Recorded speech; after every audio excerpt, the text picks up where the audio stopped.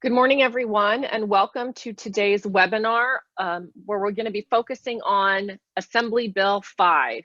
My name is Amy Wolf. I'm the President and CEO of AgSafe. And first, I want to introduce our speaker and then make sure that we're all on the same page relative to how today's webinar is going to go. Actually, let's do the webinar pieces first. When you're in Zoom, if you look at your functionality, there is a chat function. Many of you have used it to be able to let us know that you can hear us clearly. Ann and I have had a long conversation, and she wants to encourage all of you to take the time that we're together today to ask any and all questions that you have. What we ask is that you use the chat function to type in your question. All the panelists will see the question, and I will be serving as a facilitator today. And as is appropriate throughout her presentation, Ann will pause and we'll check to see what questions exist. We will also make sure that we take note of all the questions asked and work with Ann to put together a frequently asked questions document where we actually have the answer to those questions in writing that we can send out to everyone. We are also recording today's webinar, which we will be converting into a video. So if members of your team or others within your organization are not able to participate in today's webinar, we will make the video available early next week in combination with that frequently asked questions document. With that, I'd like to introduce our speaker. Ann Grotfeet is a partner with Consors and Conway. She joined the firm back in November of 2007 as a litigation attorney. And prior to that, she had over 20 years of litigation experience, previously working at a commercial law firm in Nebraska. Ann received her Juris Doctorate from the University of Wisconsin School of Law and has a wide variety of agricultural-based litigation and legal experience. We are incredibly fortunate and appreciative that she is taking the time today to go over this piece of legislation and address what questions we have. So Ann, I'm going to turn it over to you. Thank you. Thank you, Amy. I'm going to start by giving everyone a bit of background on this really aggressive change in employment law that happened for most of us fairly quickly. And then I'll be getting into the challenges to the law, what the law provides, how, and some strategies that we have been implementing for folks moving forward, as well as the current attempts to change the law, both legally in the courts, legislatively with different bills, and of course a ballot initiative that should be on the November election. So this law was signed into law on September 18th of last year and became effective January 1. However, it really comes from a Supreme Court case out of California called Dynamex Operations, and that decision was decided in 2018. Dynamex at the time, however, was a bit limited in its application because the Supreme Court at that time had neglected to broaden it to all aspects of employment law and the labor code. The legislature then, on the heels of that decision, took the opportunity to expand it to all areas. And as we note here, it quickly became the most contentious piece of legislation during the 2019 session. If we can move on.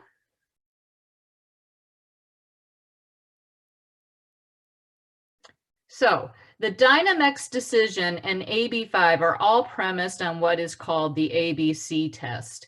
And under this test, all workers are presumed to be employees unless the business itself can demonstrate three things. The first one, of course, is that the worker is free from control in the direction of the business. This is something that in California we've been very familiar with. The analysis is on the degree to which the business has retained the right to control the work, either by a contract or in actual practice. And what we have always called this is the Borrello factors based upon a California Supreme Court decision. And this has been codified in case law and has been the common law approach used by the EDD and Department of Labor for many years.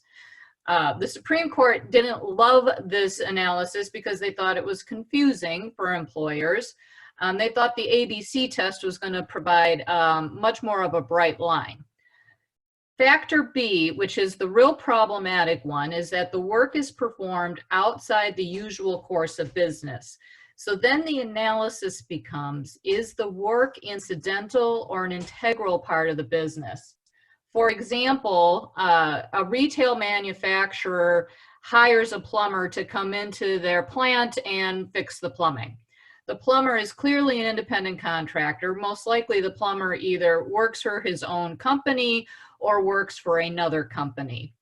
That is versus another example is you are a manufacturer of clothing, but you sometimes contract out for side work to someone who works at home, and that person happens to be a seamstress. Under this analysis, that extra work and that seamstress is now an employee and is not a contractor.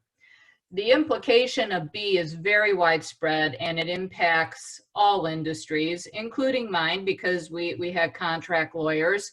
And of course, somebody who's doing legal work for my firm, for example, by contract, is doing the same work of my firm. It is not incidental to my business, it's an integral part of my business.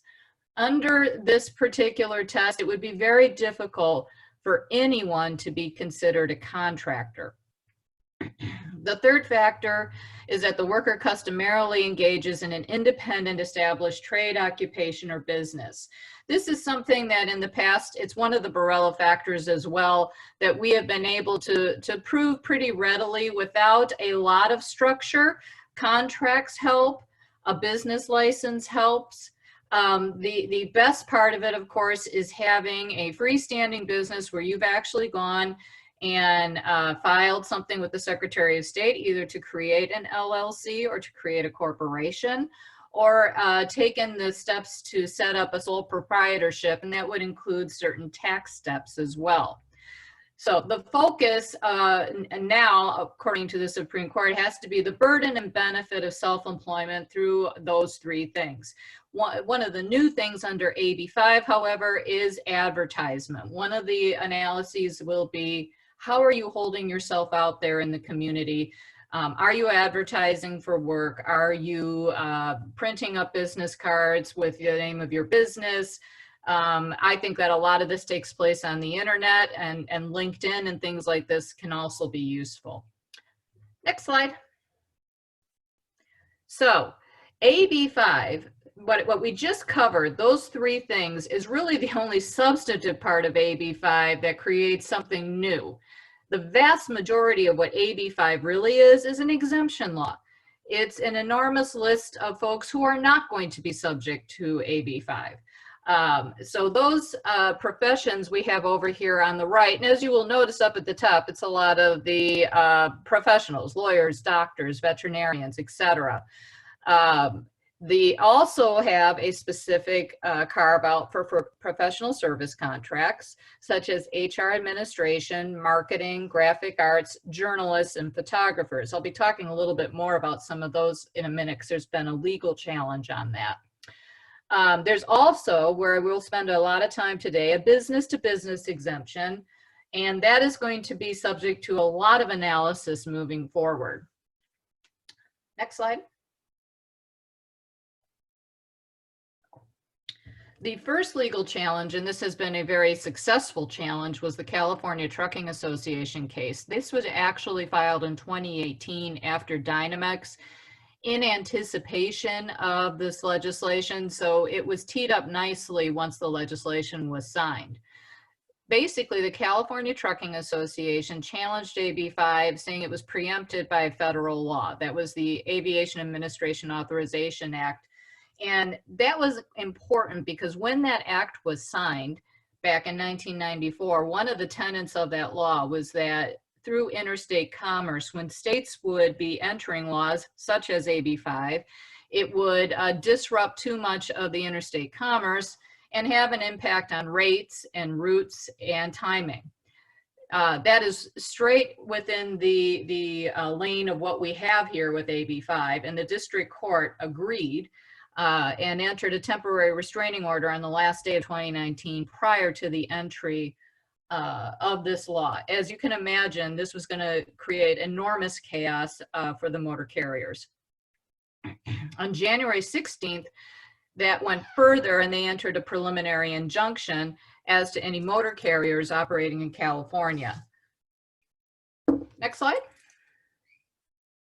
So that case has been finalized. The preliminary injunction has moved the case forward. That case will go up on appeal for the most part now. The courts have challenged, the state has challenged it, and we will continue to track that. There was also a Los Angeles state case that was decided under the same basis of the FAAA. So we have both decisions in state court and federal court that at least have protected the trucking industry and allowed the trucking industry to move forward as it always has. A couple other legal challenge. One is called the Olson versus Becerra case, and that is the Uber case.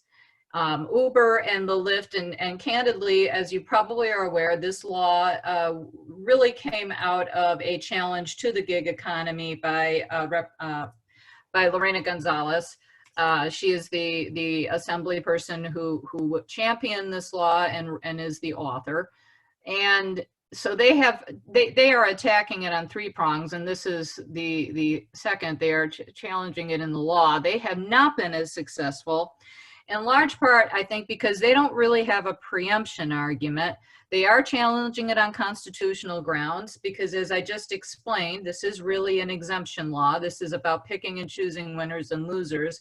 So there are equal protection claims, and as well as there's the assertion that it's arbitrary and capricious in how it is implicated.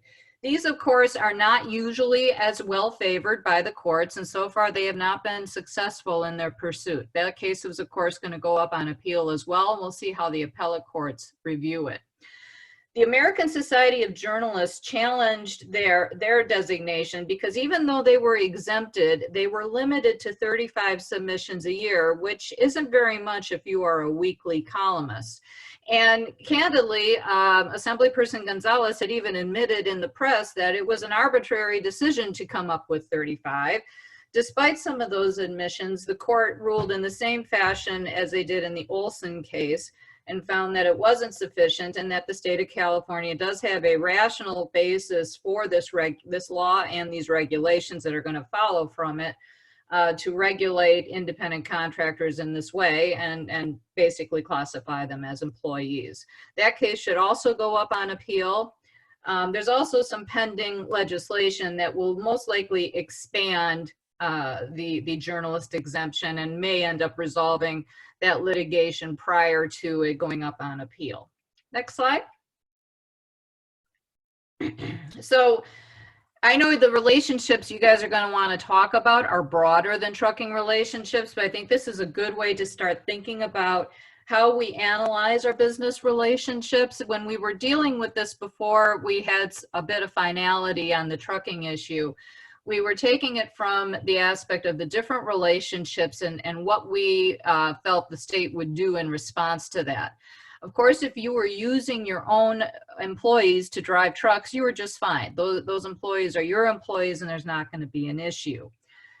If you're using a trucking company, then that would qualify for the business-to-business exemption. And we're going to spend a bit more time on that. I've actually included some contract language in a few slides down. But what we really want to see in these written contracts to establish a business-to-business exemption is that you are an independent business entity in some fashion with a separate location from the business itself, that you advertise and contract with other businesses other than yourself, and that you have any and all required business licenses and registrations. And what I mean by that is, if you are, for example, a pesticide applicator, you're going to have certain licenses with the state in order to apply pesticides. So of course you want to have all those licenses.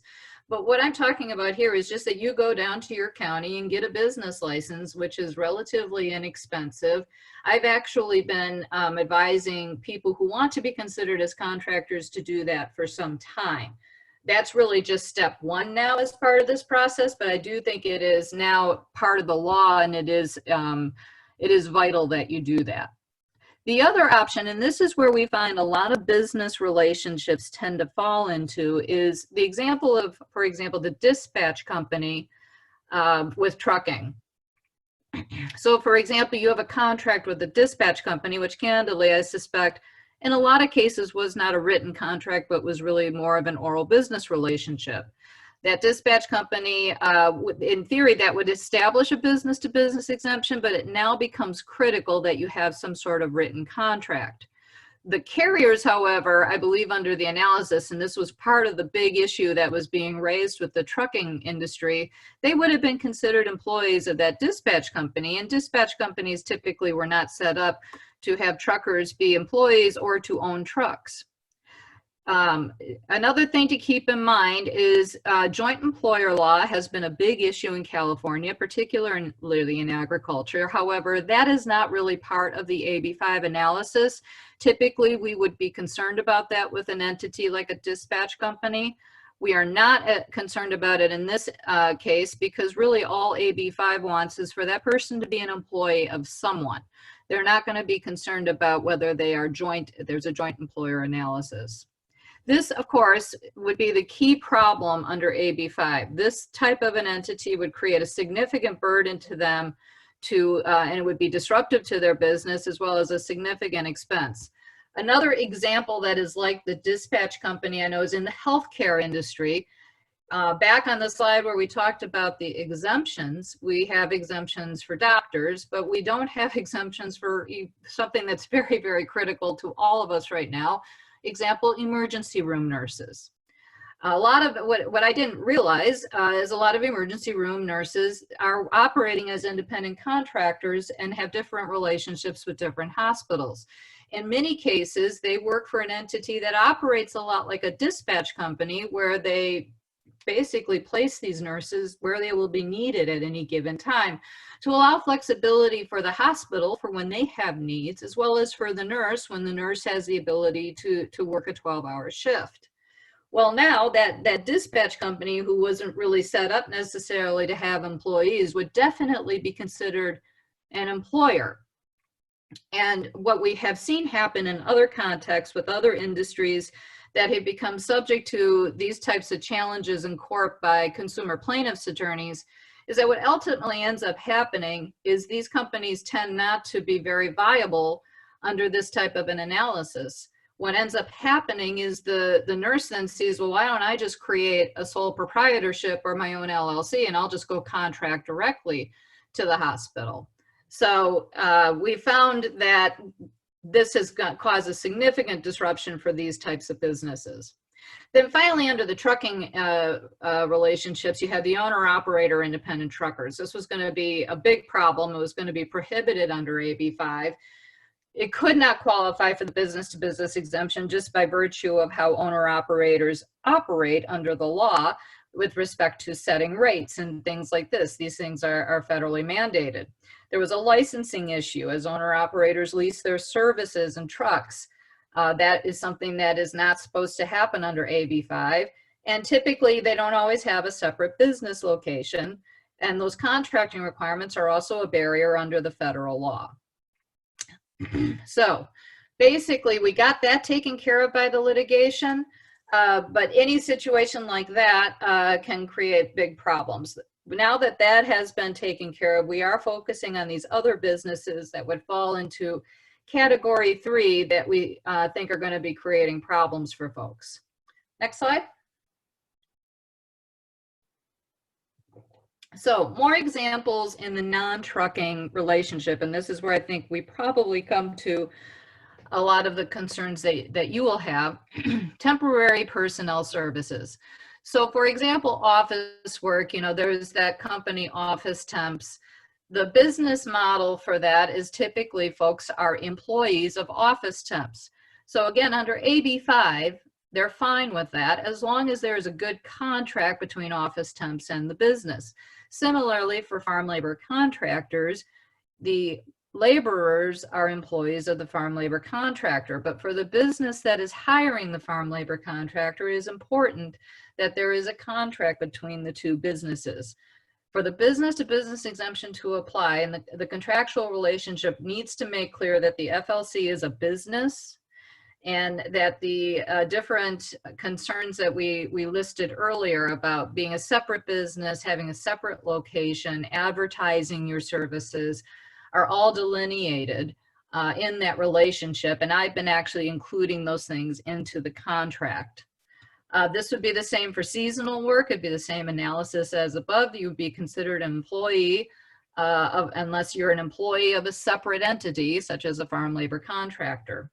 The issue has come up when I've done these type of seminars before of different, and I encourage you to ask these questions, of different business relationships that before did not seem like they were a big deal, like for example, a handyman. I know the other things that have come up is, what about my irrigators or my pesticide applicators? Well, if they work for another business, then it's going to qualify clearly for the business-to-business exemption. If it's a situation where they haven't been working for another business, but they are working on their own, it's time to review that relationship with them and talk to them about what they are doing to set up that business so that you will then continue to qualify for the business-to-business exemption. Go ahead, next slide.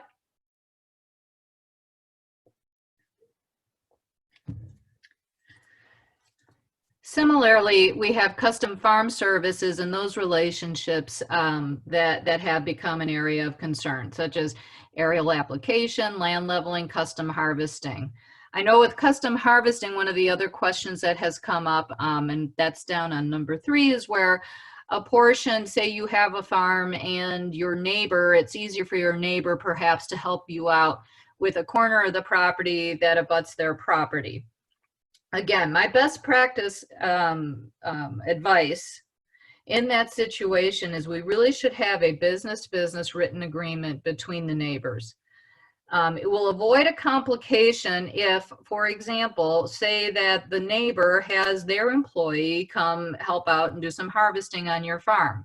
And that employee becomes disgruntled and leaves the employee of your neighbor. And then they later on file a claim with EDD and then try and assert that they are working for you as well. I've seen some of these things happen. This way, if you have an agreement, you have the ability to respond to the EDD and say, they are not my employee. They're the employee of my neighbor A, and I have this agreement with neighbor A, here it is attached, that says that they would do this for me and I paid them. It can be as simple as a memorandum of understanding. It doesn't have to be a lengthy multi-page contract. Again, what we do want to address, and I'll be very repetitive about this, is the three items up above in the second row there. That is that you are an established business entity, you contract with other businesses or to provide the same or similar services that you are providing for this business, and that you maintain a separate business location with required licenses and registrations. I see no reason why that separate business location cannot be your house if you operate out of your house. So there's some other considerations, and I've been telling folks to do this for quite some time, is to not fight or attempt to litigate obstructed claims. Obstructed claims are what I just described as an EDD claim by an employee, or sometimes by people you clearly considered a contractor. That will always generate an EDD audit of your business. In fact, in the gig economy, those companies have been audited numerous times by EDD. They've continued to fight all of them, but that is the first step towards EDD putting you under a microscope and starting to look closely at your business relationships. Next slide.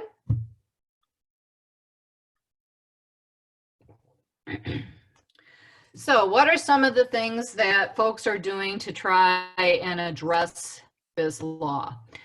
In 2020, up until the legislature went on a lengthy hiatus, they took their spring break early, and they may not be back until May at this point. But there have been some bills introduced. We believe that AB 1928 would repeal the ABC test and require the Borrello test. We do not think that's probably going to be successful. AB 2075 would delay certain implementations until 2021. There's a Senate spot bill that's called the Independent Worker Rights Act of 2020. That one is an interesting approach. I would like to see it get more traction because it would create a third classification of workers who want to work independently for people they voluntarily choose to work for. And then it would include certain minimum wages and occupational accident coverage, which seems to be the impetus for this type of legislation, that there be certain minimum protections for workers out there. The other, none of these are likely to move forward. There is another bill that has been introduced by Assemblyperson Gonzalez, who was, of course, the author of AB5. So that indicates, of course, there will definitely be additional legislation. That legislation will most likely expand the list of exemptions. We know that she's contemplating giving the journalists and the graphic artists a larger exemption that is larger than the 35. Again, we're in unprecedented times right now with the COVID-19 shutdown. We anticipate that right now we've heard nothing that would indicate the legislative session would go any longer than it's currently scheduled to go, but we'll have to see how much traction AB5 issues are going to get, because we assume there's going to be a lot of other things that we're going to need to be addressing once the legislature gets back up for business. The other interesting part of this is the Uber, Lyft folks and DoorDash have been seeking to place a referendum on the 2020 ballot. They've gotten quite close to obtaining the number of signatures before we got into a shutdown situation. One of the first things was, of course, they were asked to leave grocery stores, and not that was not a essential activity to be seeking signatures from folks when we're in this type of a situation.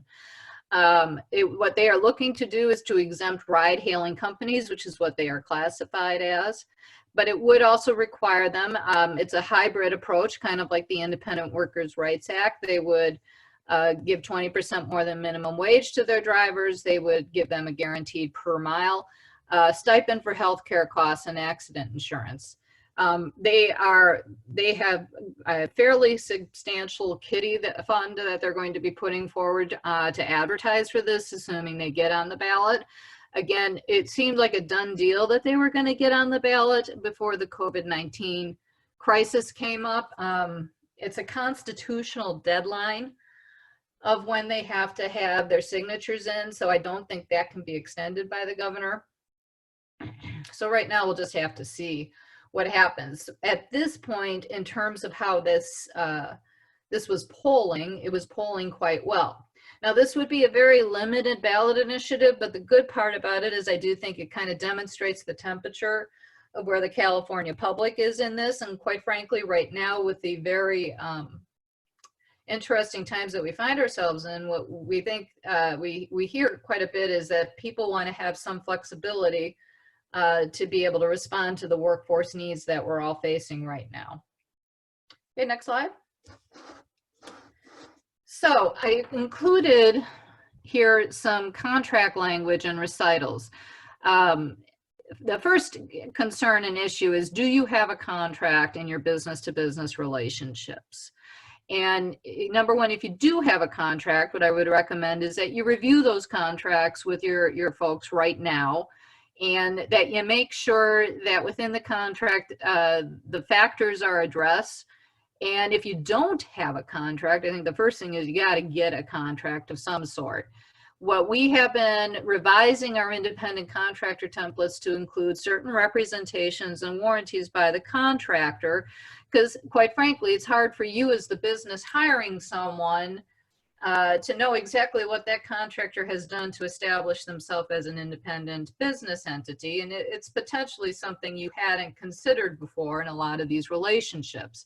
So we just put that language in that they are representing and warranting that they are an independently established business entity. Again, you know, there are certain costs and expenses that are involved in becoming an LLC. The state of California charges an $800 fee each year. Now, there's money built into the budget to reimburse folks for that. It's not quite clear to me how they were going to roll that out prior to them going on to hiatus, because I believe it's going to be part of the budget. But that's one thing that they've considered. However, it is an annual fee. So my understanding is that that money was only for a first-time charge. So that's one of the considerations that folks need to think about when they're establishing their business entity. If they haven't already incorporated, how do they handle the business cost of doing that? I say that in situations with folks who maybe are selling a business, but they're going to stay on as a consultant in some fashion. That relationship would now be considered an employee-employer relationship unless you as a consultant do establish yourself as an independent business, and there will be some costs involved in that. So you need to just do that analysis of the costs to ensure that it's worthwhile. Is it a better situation for you to invest in that company and doing that, or to be an employee? I've left some blanks because obviously there would be different services that would be addressed here. We do want them to represent and warrant that they advertise for services. We don't, and advertise, you know, we tend to think about it as ads in certain places on TV, radio, etc. I think that internet ads, like for example, I've been arguing, well, if you have a LinkedIn page, you're holding yourself out there as this business. That's how, quite frankly, a lot of people find people now, through LinkedIn. You know, business cards, something as simple as that. There is some language that indicates you have to actually be contracting with other folks. I haven't seen how courts are going to address that. I think if you can demonstrate aggressive attempts to obtain other contracts, I think that would be sufficient. Contractor represents and warrants that they maintain the separate business location and have all required business licenses and tax registration. Next slide. So this one, you get into a little bit more of the detailed boilerplate. These are the factors that you might be familiar with or already, because we consider these really the Borello factors. These had, many of my contracts had already been integrated. I've revised them to make them a little bit more clear-cut and to stand out a bit more. But this is to tidy up the contract relationship, to make it very clear that the contractor has the rights to set their own hours. These are really addressing the control issue that we have already been wrestling with for some time in California, and to make it very clear that the contractor sets their hours, the contractor determines how to get the work done, and that the business owner is not providing the type of oversight that you would typically see in an employee-employer relationship. Then the standard language that we put in our contracts about the parties remaining independent parties, that they're not creating a partnership of any type. And then I always like to include an indemnification agreement, that the contractor is going to indemnify the business holder with respect to any material breach. Typically, these have 30-day termination periods in them as well, and that is another sign of an independent contractor relationship, is the right to walk away from the contract for any reason whatsoever with a 30-day time frame. Next slide. And again, this is just some more language here about furnishing at your own discretion. Employees, agents, for example, if the contractor brings along an employee or a subcontractor, which we'll probably start seeing less subcontractors now because of AB5 and these types of relationships, but that they are solely responsible. This is, again, just standard boilerplate language that we like to have in our independent contract agreements. Next slide. Oh, so now I think was obviously a good time for questions. And again, I understand that folks likely have certain situations that might seem unique to them, but what I have found is that when someone, you know, raises their hand and has the question, typically there's a lot of other folks who have a similar situation that they haven't contemplated.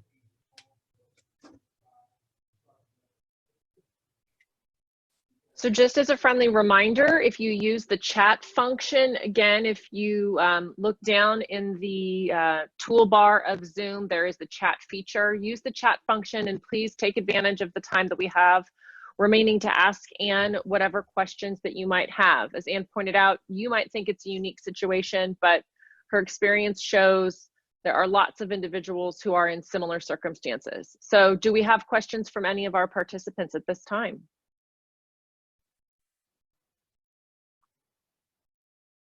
We'll give you guys a couple of minutes to type a question in.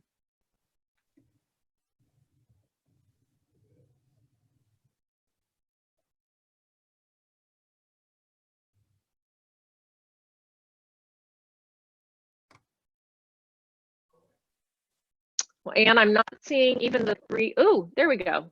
Jennifer wants to know if we can receive a copy of the handouts from today's presentation webinar. Anne, are you okay if we convert this into a PDF and send it off to everyone that registered for today's webinar? Oh, absolutely. Not a problem. Okay. I thought there was another question about subcontracts. Oh, now they're coming in. Yep, there is. Yeah. So let's start with, can you explain a little more on subcontractors when referring to FLCs? Yes. So by subcontractors, when I made that comment, I was thinking that we're probably going to see contractors having subcontractors less, because that's going to turn into a more complicated business relationship. For FLCs, if you are, I would presume that for the laborer part, you are using laborers as employees. If you are subcontracting out to another FLC, that would qualify for a business-to-business exemption. So you can still do subcontracts. However, it's the same thing. It has to be a business-to-business entity. Otherwise, if you are subcontracting with an individual, the risk is that that person would be considered an employee. So it's time to have that discussion with that individual and make sure that they have done the things they need to do to set up a business to qualify for the business-to-business exemption. Great. And next question, how do you see the COVID-19 outbreak affecting the state's approach to these AB5 issues? So the COVID-19 outbreak has really illuminated what one of our primary quarrels with this law has been, which is the need for flexibility. When you turn on the news every day, you're probably seeing a lot about workforce reallocation across different areas. But certainly for us, if we're in agriculture, we're an essential industry, and folks, we're going to need folks to get our crops to the market, which is vitally important right now. So we have seen the highest polling in the state right now, because of course the large entities like Uber and Lyft have been polling on this issue, that there's much more engagement about this issue and the need for flexibility and the need for folks to be contractors. Conversely, we of course also seen some concerns and issues about, well, now if folks are contractors, they perhaps do not have health insurance and do not have the ability to have paid leave. However, that has been tempered with the exact opposite argument of folks saying, yes, but people are being laid off because of just the business downturn. Whereas if you are a contractor and you have contracts that you have the ability to honor, then you have the ability to continue operating. Or if you do lose your job, can you go ahead and pick up some contracts now, which AB5 would, in theory, preclude at this point, unless you can set up a business-to-business exemption. Setting up a business-to-business exemption when the state is essentially shut down is going to take some time. What I would encourage, if you find yourself in that situation, I would encourage you to still go through the steps to do it, and we'll deal with the fallout later, because one of the side issues here is courts are closed at this point, particularly civil courts. We do not anticipate any activity for a couple of months in the civil courts. And of course, now all criminal trials themselves have been shut down in California. So legal challenges will be slow to roll out on this. And I received a question in a different vehicle, so I'm going to ask that, and then we'll go back to the remaining two questions in the chat function. We have the question, in an ag trade membership association, would a contractor who goes out and does independent sales for membership still be an independent contractor? When we never have had the ability to hire or afford to do when we've never had the ability to hire or afford a person to do this in-house. So yes, I've actually looked at a couple of these. I have a couple of organizations that had this type of a situation, and it was the first thing that I thought of is they could potentially be considered an employee. And again, we would just want to build in the language that we discussed into that agreement, put the burden, unfortunately, on the contractor right now to make sure they are setting up their business-to-business exemption. Understanding that perhaps in that situation, you are a single source contract. Like I have a couple of these with folks who have contracts. They are substantial contracts, and they only do that contracted work for one entity. Those are going to be problematic. Those are the ones where I have encouraged them at a minimum to be holding themselves out there as available to work for others, because I do think those are the types of relationships that would be classified as an employee. Now, related to that is, right now on an enforcement side, the money has been allocated, but we haven't seen the buildup of enforcement. And what I mean by that is in the Department of Labor is where some of the enforcement part of this would occur, as well as with the Attorney General. One of the other implications from the COVID-19 crisis is certainly labor, and EDD in particular are working overtime right now on the unemployment claims, and of course other related OSHA issues. So this is, to the extent that this was a priority before this happened, it is not a priority now. I highly doubt there's going to be a lot of enforcement on this, and I think with folks with agreements like what you just described, I don't think that they're going to come to the forefront of something that EDD or the Attorney General would be looking for right now. Candidly, we believe that they're going to be going after primarily gig economy operations such as Uber and Lyft. So it gives you some time in that scenario with that type of a contract to try and work on the relationship and build it up so it will qualify for the business-to-business exemption. Great. And next question. In order for someone to be considered an independent contractor, does this person have to have a license and established entity and their own business? What if I have a mechanic who does work outside of his regular employment with a mechanic shop? Would that person have to be considered an employee of my company as well? So I assume in that situation, they're doing the work outside of their job at the particular mechanic place for you on the side, perhaps as a cash operation.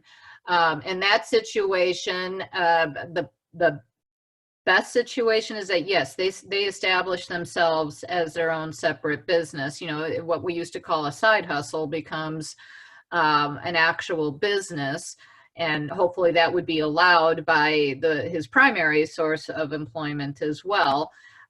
Again, that is a situation I don't see that's going to be ripe for enforcement, but if they're doing it for several different people, they would clearly qualify under the business-to-business relationship.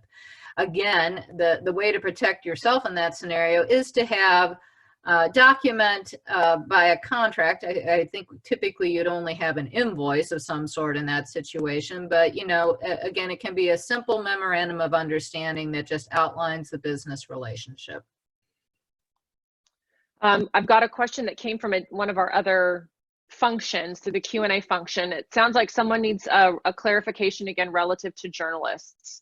Again, what is the rule for journalists? I heard something about they can write up to 35 stories a year per job or the entity that they work for.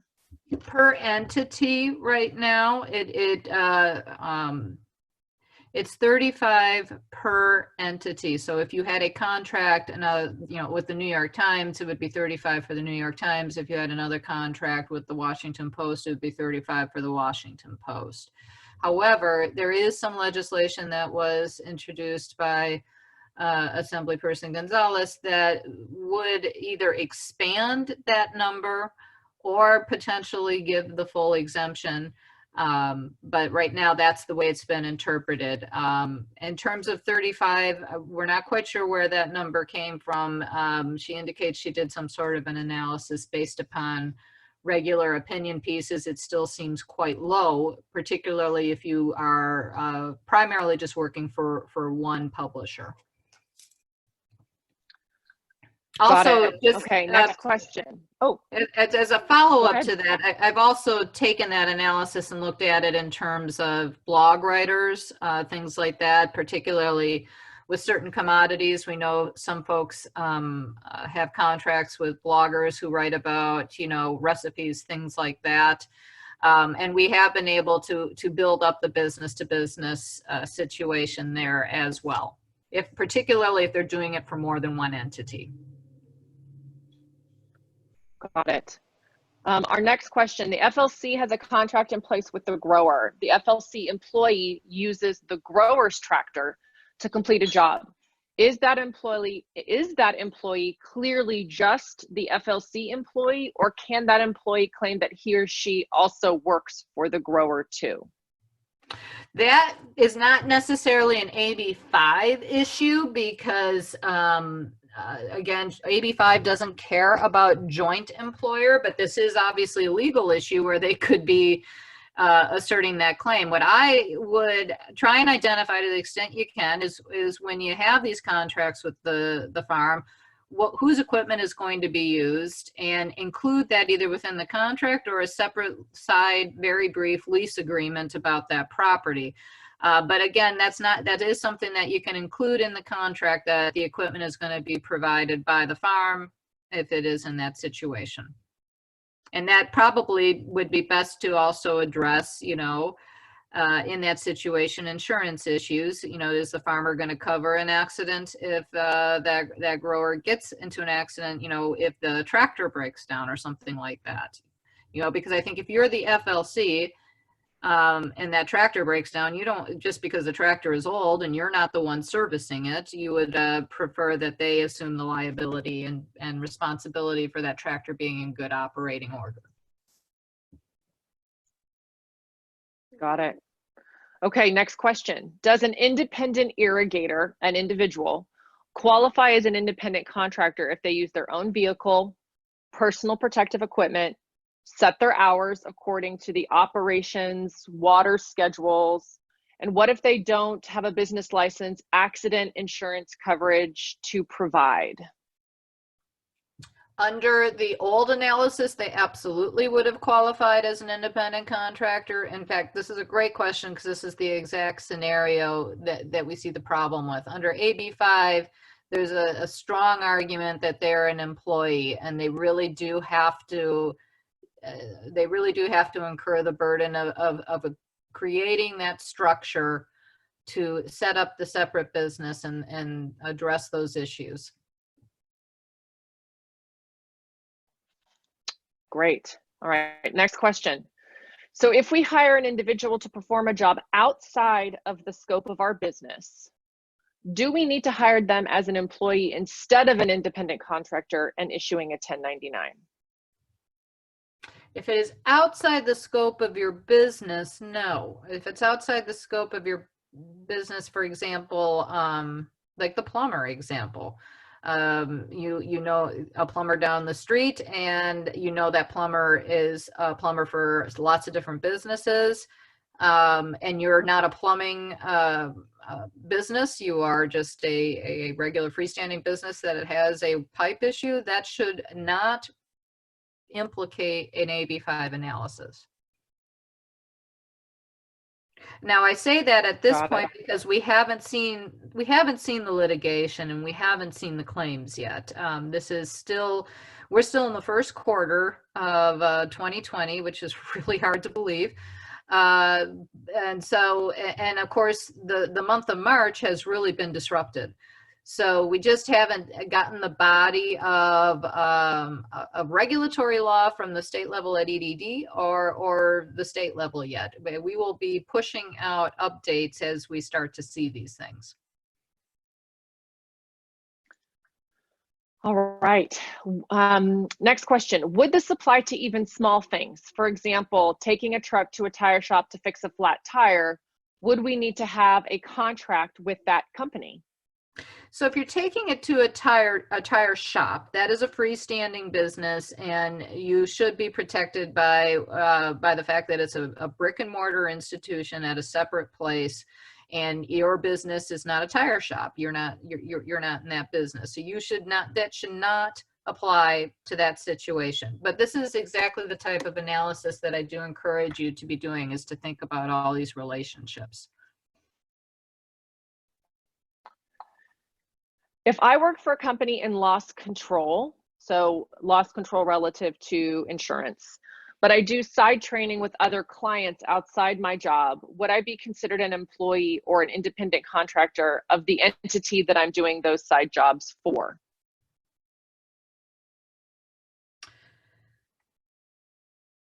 Okay, so this is a situation, and I just want to make sure I understand. You have a primary job, and then you have a second, not really job, but source of income, where you are doing presentations for a different entity, but you are not an employee of that entity.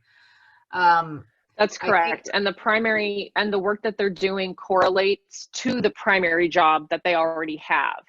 So it would be like you being a lawyer working for Consors in Conway, but you also generate secondary revenue by providing legal counsel and services to other clients, not through Consors in Conway, but it's the same work that you do for your primary employer. Okay. So in that situation, if I'm doing it for several other separate entities, you start from the premise that you are operating as a contractor in that situation, but you would want to do the setup to establish yourself as that freestanding business, not going out and setting up shop necessarily, but advertising, having a LinkedIn page, having a written contract.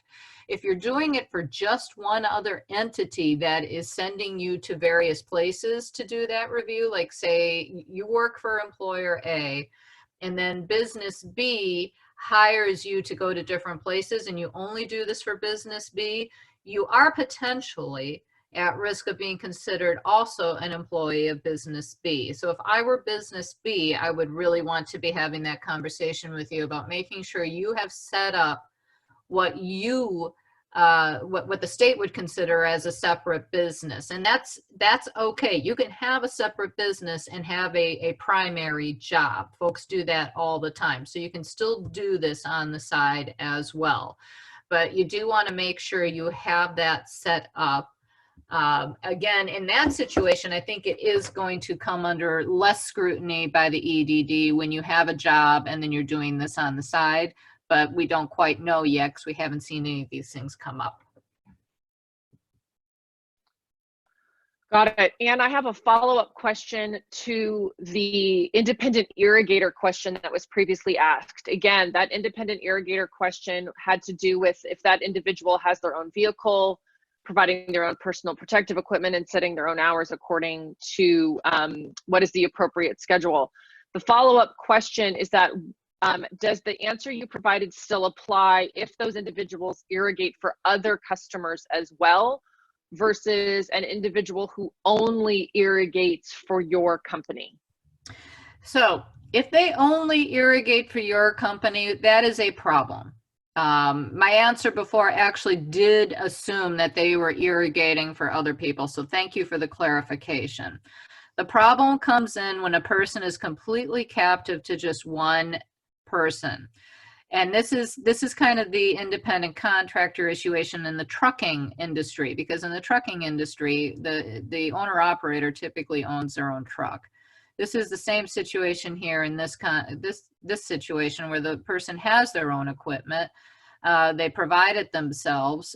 You're probably not interested in necessarily becoming the owner of all that equipment, or you may not be set up to do that. So that is the situation where you would want to try and find a way where that irrigator is working for more than one business. Otherwise, there is a very strong likelihood that they would have to be folded into your business operation. That makes sense. We've gone through all of the questions that have been posted. I'm mindful that we've got a couple minutes left, so I do want to encourage everyone, if you have any additional questions, please be sure to ask them. And while folks might pull out those remaining questions, as a reminder, we will provide today's PowerPoint as a PDF. I have been tracking all of the questions from today, and so we'll work with Ann to get answers written down so you actually have that in writing. And again, this is being recorded as a video, and we will make the video available as well. Someone did have an additional question. And what about dairy breeders? Are those individuals that, based on the type of work that they do, would they be classified as independent contractors? Whoever asked this question, I might need a little bit more specifics for Ann. Thank you. A breeder that works for a large company business and they come onto the dairy site to tackle breeding for your individual herd is how I'm understanding the question. And that's a great question. I hadn't heard this one. So if they're a dairy breeder who works for another institution, you as the dairy farm are fine in that situation.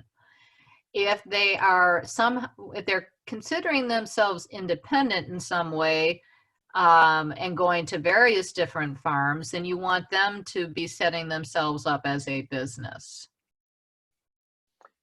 So just to clarify for the individual that asked the question, is the breeder coming on site working for that large company business, or are they coming on site as a side job separate from the work of that large company business?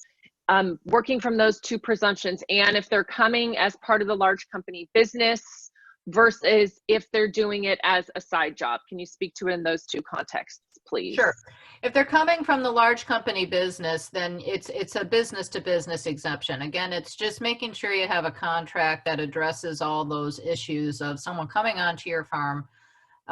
You know, it would include the fact that they're sending their employees, that type of language you want to make sure is in it.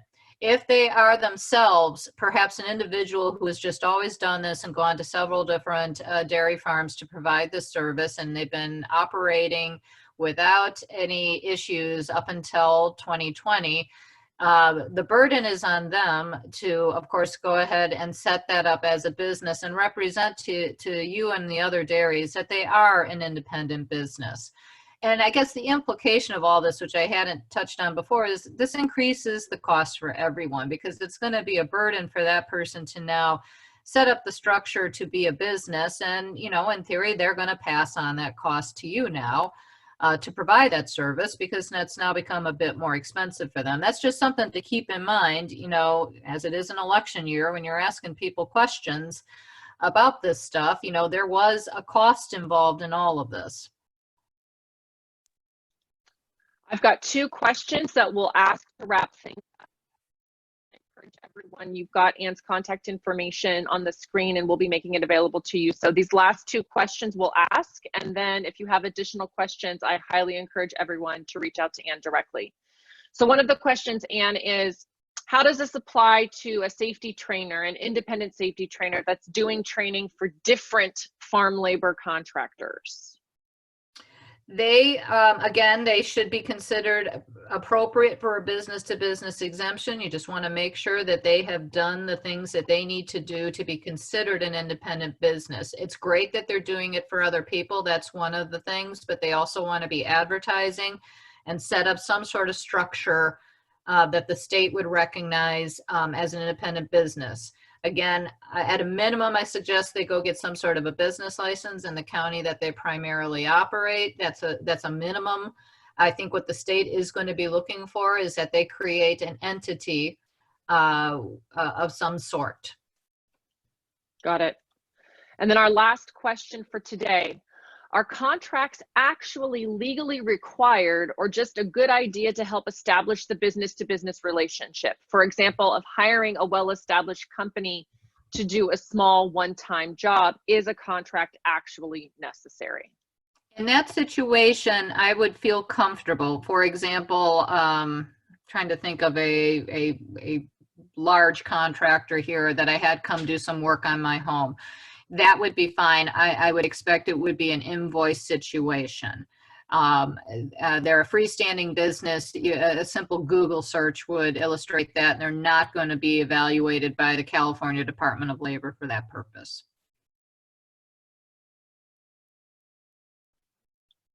Great. Well, Anne, I cannot thank you enough for all of your insight, your concise and thoughtful answers today.